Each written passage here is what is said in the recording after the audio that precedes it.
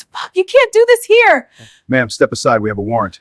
Move now or you'll be arrested. This is a classroom. Get out. Last warning.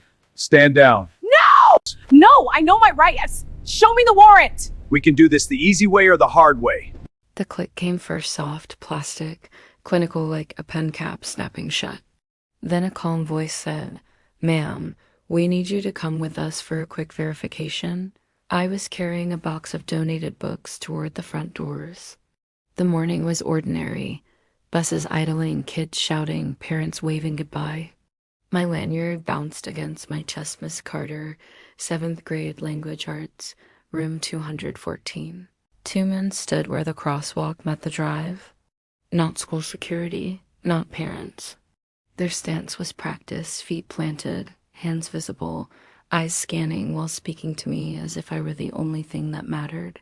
Verification of what? I asked.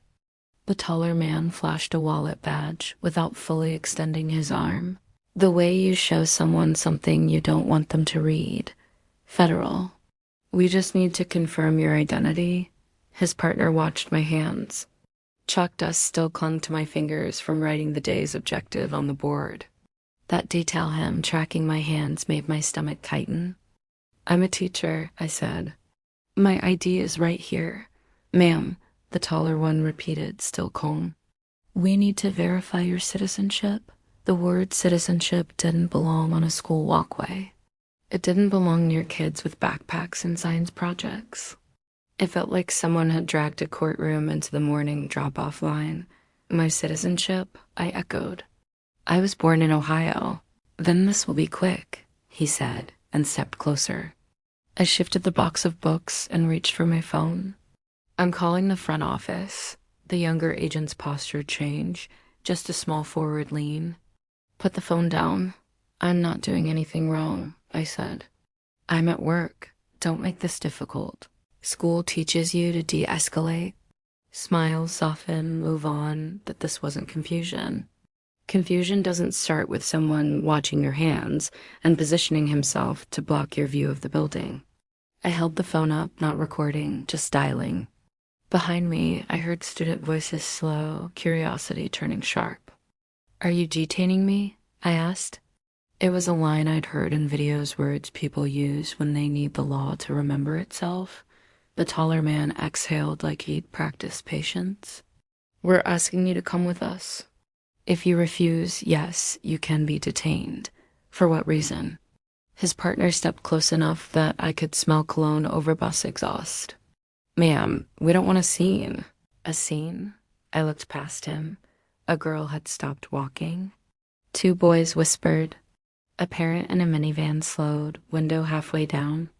The taller agent reached toward my lanyard as if to read it, but his fingers grazed my wrist instead, light, dismissive, like moving an object aside. I jerked back. "Don't touch me," I said. His eyes narrowed, more calculation than anger. "You need to relax." I tried to step toward the doors. The younger agent mirrored me. "You're not going inside. That's my workplace. Not until we verify." The taller man nodded toward the curb. A dark SUV waited with its engine running. No markings, tinted windows. It sat there like a threat that refused to say its name. My mouth went dry. My students were watching now, quiet, wide-eyed, absorbing the lesson none of us had planned to teach. "I'm not going anywhere," I said, and forced my voice steady. "Call your supervisor, call the district.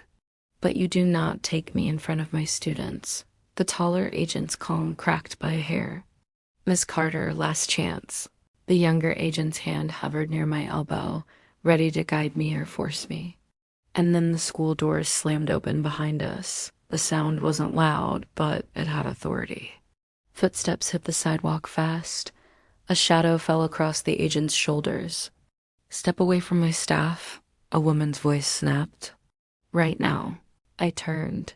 Principal Redding strode out in a blazer, hair pinned back like discipline itself. Her eyes went straight to their hands, then to my face, and in that instant I knew she'd already decided this wasn't happening. The taller agent began, "Ma'am, this is a federal." "I don't care what you call yourselves," she cut in, loud enough to carry. Kids went silent. This is school property. You are interfering with a teacher performing her duties. Unless you have a warrant, you will leave. Now, the word warrant hit like a match. The taller agent's jaw tightened. The younger one glanced at the SUV. Principal Redding stepped between us without hesitation, a barrier made of certainty. "Miss Carter," she said, softer to me. "Go inside." I tried. The younger agent shifted to block me. Principal Redding lifted her hand 2 fingers toward the security camera above the door, then toward the intercom button beside the frame. It wasn't pleading. It was command.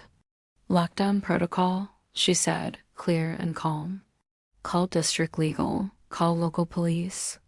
And someone start recording. The taller agent's voice sharpened. "You're obstructing federal officers." Principal Redding didn't blink. "And you're about to make the most expensive mistake of your career." Behind her, the intercom crackled to life. A tinny voice spilled from the speaker above the doors. "Attention staff. Initiate," it paused, then steadied. "Initiate secure campus. All exterior doors locked. Students report to nearest classroom." The magnetic locks thudded.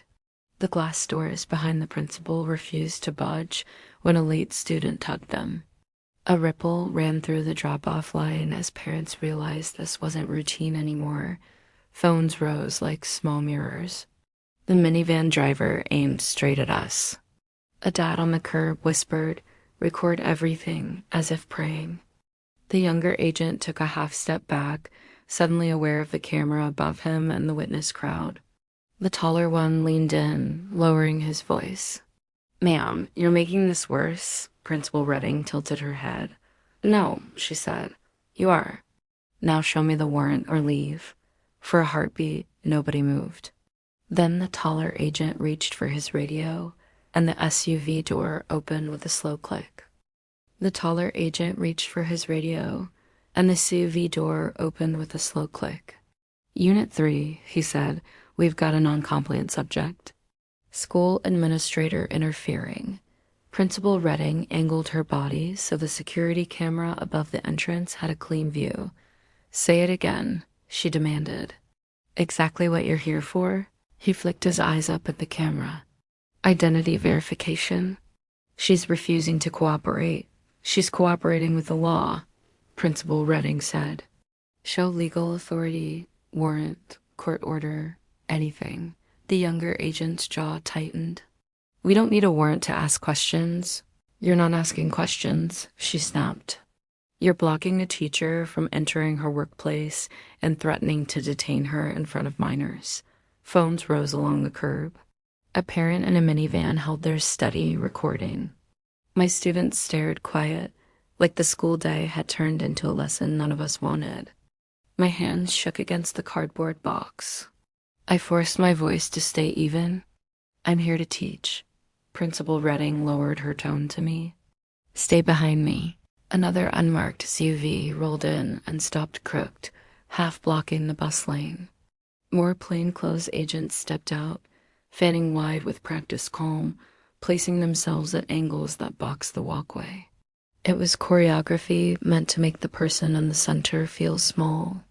A woman with a tight bun and mirrored sunglasses approached. "Supervisory Agent Hawley," she said.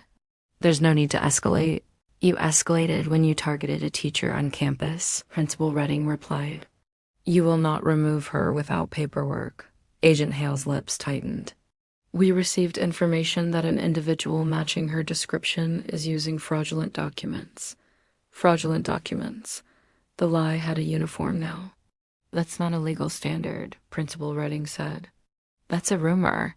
Hawley turned slightly toward me. "Ma'am, do you have proof of citizenship on you?" "I have my school ID," I said. "My driver's license is in my car. My birth certificate is at home. We need it now. You can request it through proper channels," Principal Redding said. "Not as a public spectacle." Agent Hall exhaled, as if she was the reasonable one. "You're obstructing, and you're trespassing," Principal Redding replied. "This is secured campus." Hawley glanced toward the locked doors. "Open the school. We'll speak inside. No, Principal Redding said. No one is opening anything. A crackle burst from Principal Redding's radio. Ma'am, a voice said, District Legal is on the line. Local PD en route. Holly heard it. The taller agent leaned close to her and murmured, They're live streaming. That was the real pressure. Not my citizenship. The world watching. Holly shifted tactics. Ma'am, no one is arresting you. Come with us voluntarily to clear this up. Voluntary under threat isn't voluntary, Principal Redding said. Hale's voice hardened. Then we'll detain her for further verification. The sentence landed like a weight. I felt my throat tighten, but Principal Redding didn't step aside.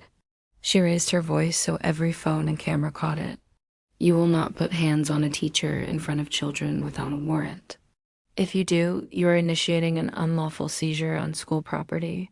Hale's sunglasses reflected my face in tiny warped copies. Unlawful? Yes, Principal Redding said. And you are personally liable? Holly bristled. We're federal officers, and this is a school. Principal Redding shot back. Procedure applies here. Principal Redding turned her head slightly toward me. Miss Carter, tell them who you are. This was the moment truth had to become a shield. I swallowed and spoke loud enough for the phones. I'm the district's test integrity coordinator, I said. My information is on the state education portal. I run compliance audits. I testify in hearings. I am not who your tip says I am.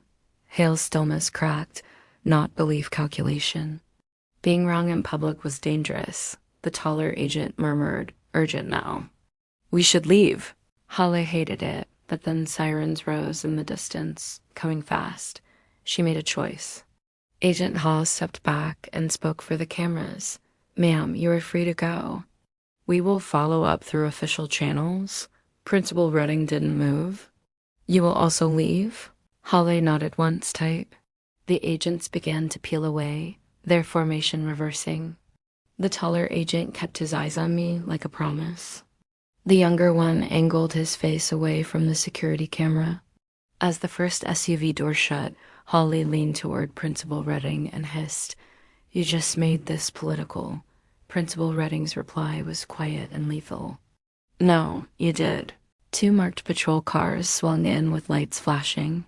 Local officers stepped out, scanning the cluster of unmarked SUVs and the crowd of phones. Holly put on a practiced smile. Morning, officers. Just checking a tip.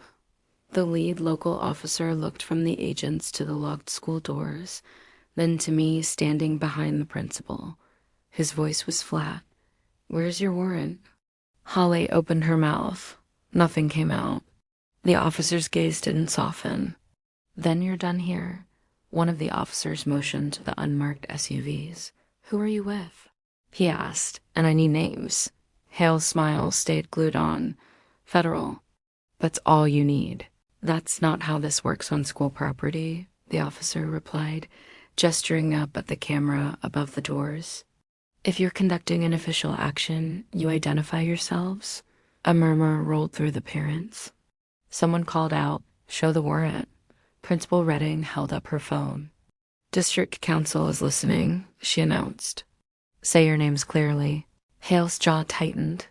Then she snapped her fingers toward the SUVs. Move, she said. Engines turned over. Tires crunched as the unmarked vehicles pulled away, one by one, as if nothing happened. I exhaled for the first time in minutes. Behind the glass, students pressed faces to the doors, watching. Principal Redding finally turned to me and said, Inside, now.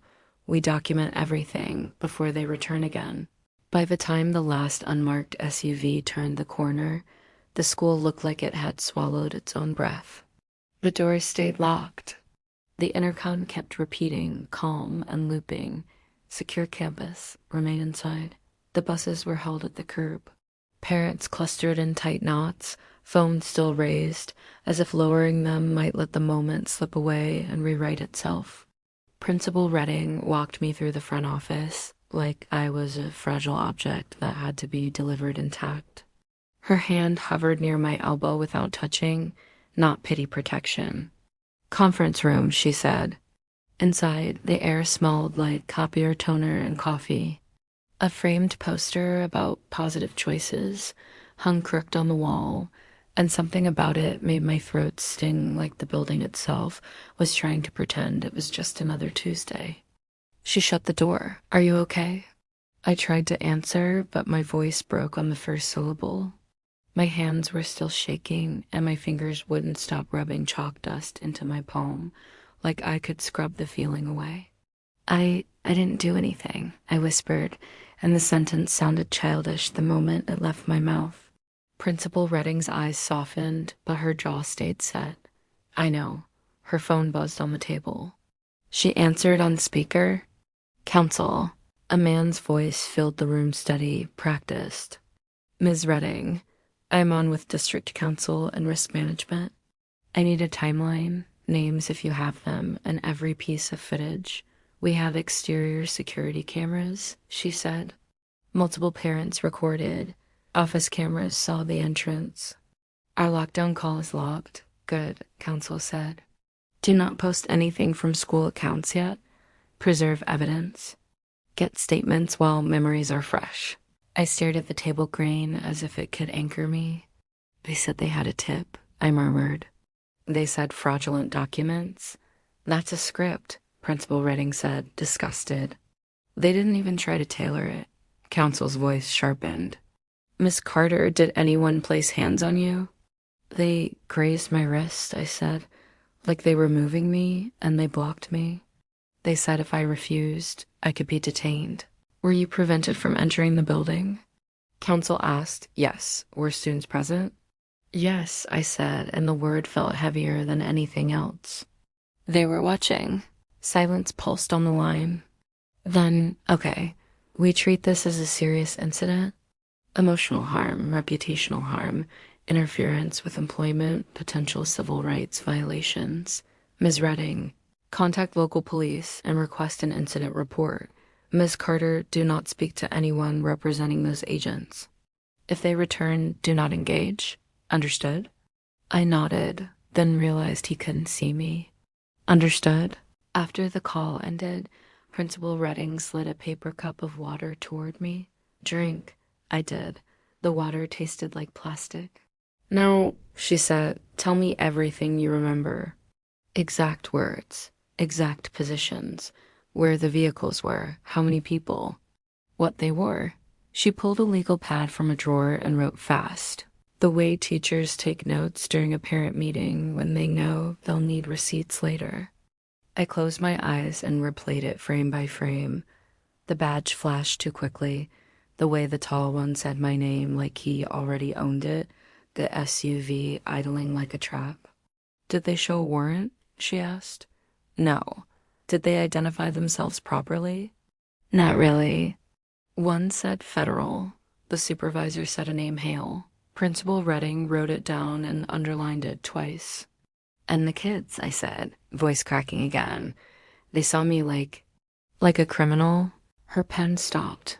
That was the deepest wound. Not the threat, not the humiliation.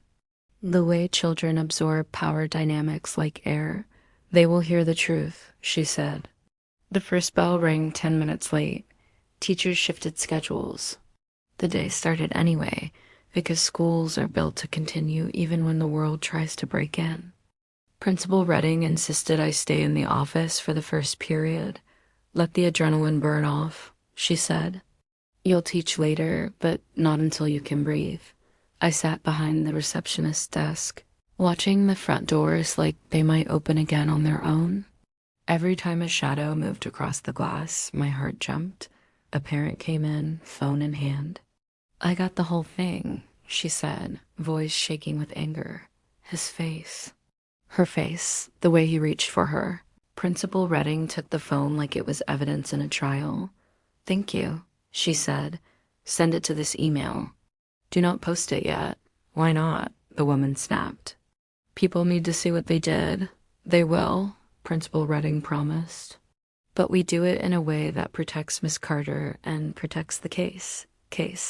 The word was a handle you could grab in chaos. Around noon, the local police returned, not with lights this time, but with notebooks and measured voices. They took statements, they asked for camera angles, they recorded the timeline. "Have you ever seen them before?" one officer asked me. "No." "Did they have any marked vehicles?" "No," he frowned. If they were official, they were sloppy. Principal Redding's smile was humorless.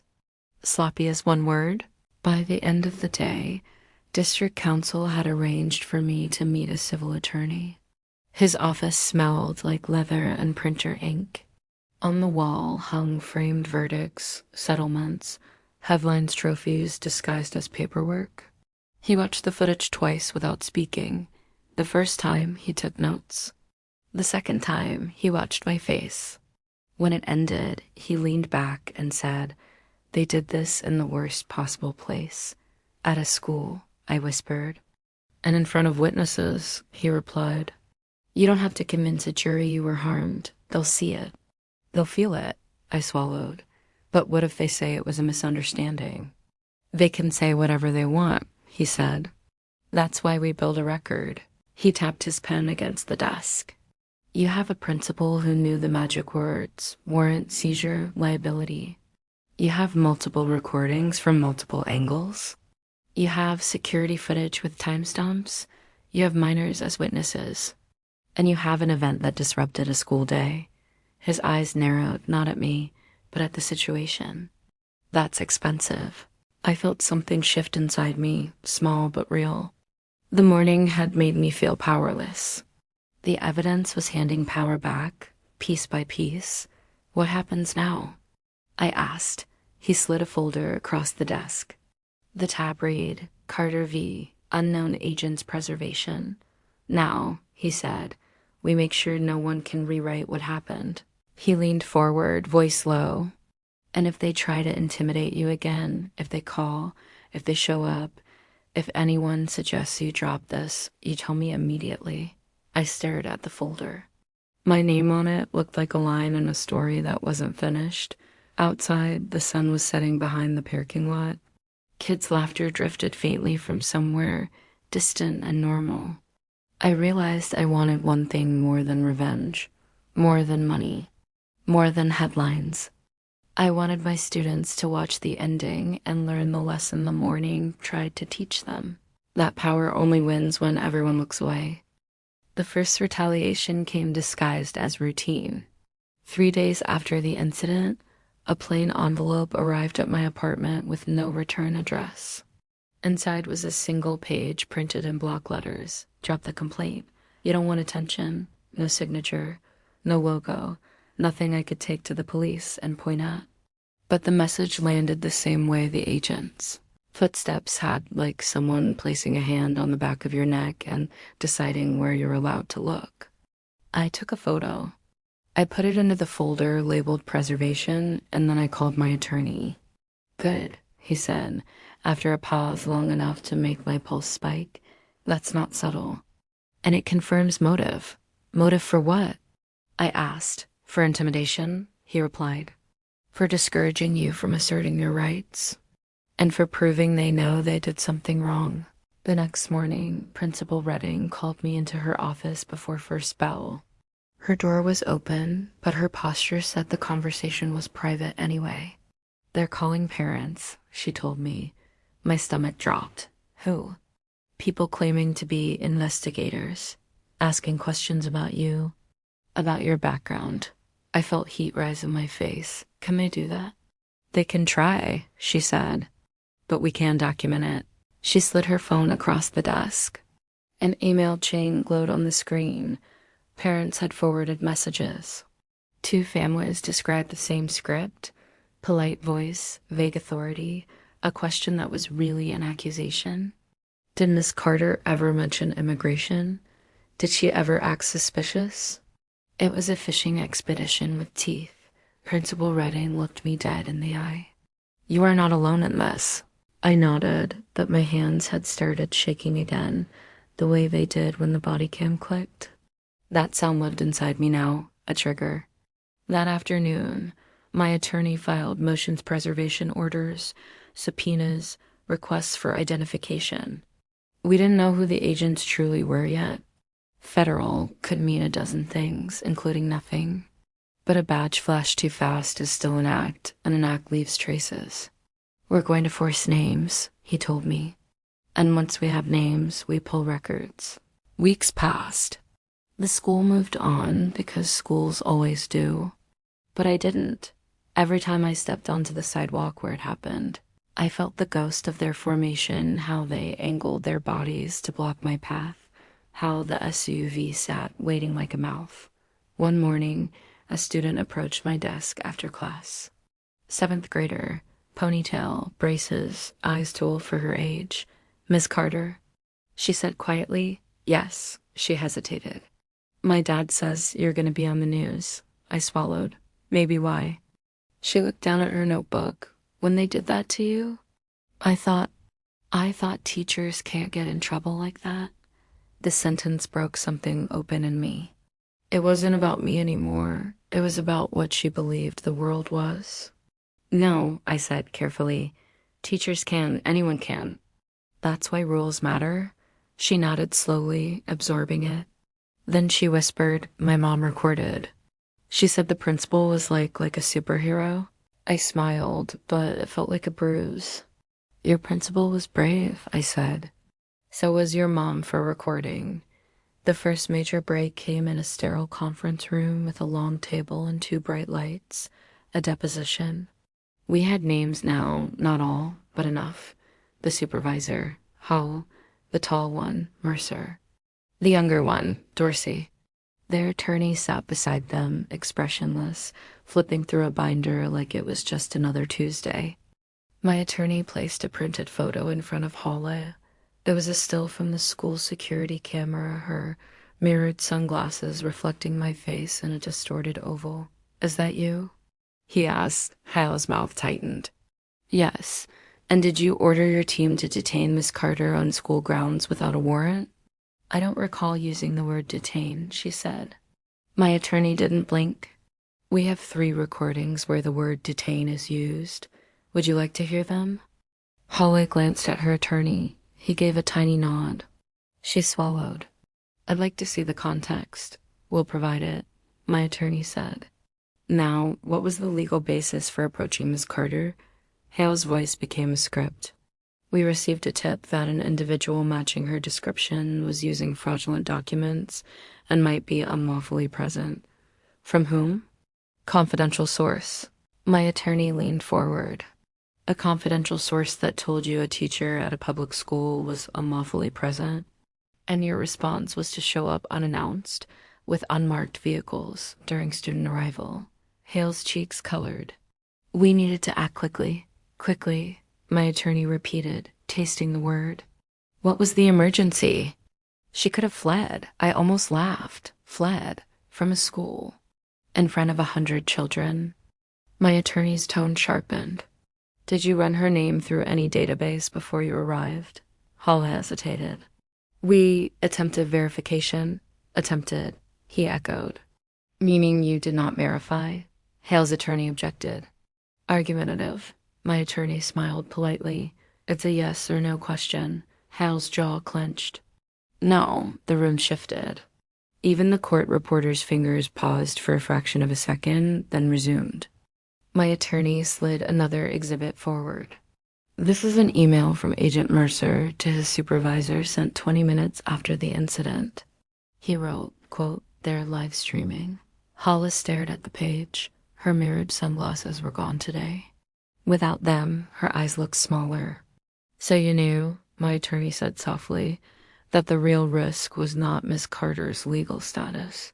It was exposure. Hale's attorney objected again. My attorney didn't argue. He didn't need to. The paper sat there, quietly devastating. Then came the twist none of us expected. During Dorsey's deposition, he broke. He was younger, less polished, the kind of man who still had to convince himself he belonged in a room like this. He answered in short phrases at first. Yes, no, I don't know. And then my attorney asked, where did the tip originate? Dorsey's lips pressed together. He glanced at Hall. She stared straight ahead. I can't, Dorsey murmured. My attorney's voice softened, almost kind. You can. This is under oath. Dorsey's eyes flicked to the court reporter, to the microphones, to the documents. He swallowed hard. It wasn't a tip, he said. Silence hit the room like a door slamming. My attorney leaned in slowly. Explain. Dorsey exhaled shakily. It was a referral. From someone local, someone who wanted attention. Hale's head snapped toward him. Stop talking. Dorsey flinched. His voice cracked. I'm not taking the fall for this, my attorney asked. Who referred her? Dorsey's throat bobbed. A parent. My pulse roared in my ears. A parent? My attorney repeated, careful. Dorsey nodded once, miserable. He said she didn't sound American. He said she was teaching kids the wrong things. He wanted her scared. The words didn't feel real. A parent. Someone who waved at morning drop-off. Someone whose child sat in my classroom. My attorney's voice went cold. Do you have that referral in writing? Dorsey hesitated. There's a chain. Texts. My attorney looked at Holla. And you acted on that. Hale's face drained of color. She opened her mouth, then closed it. For the first time since that morning on the sidewalk, I felt something stronger than fear rise in my chest. Not rage. Clarity. This wasn't random. It was chosen. And now, under oath, the truth had finally said its own name.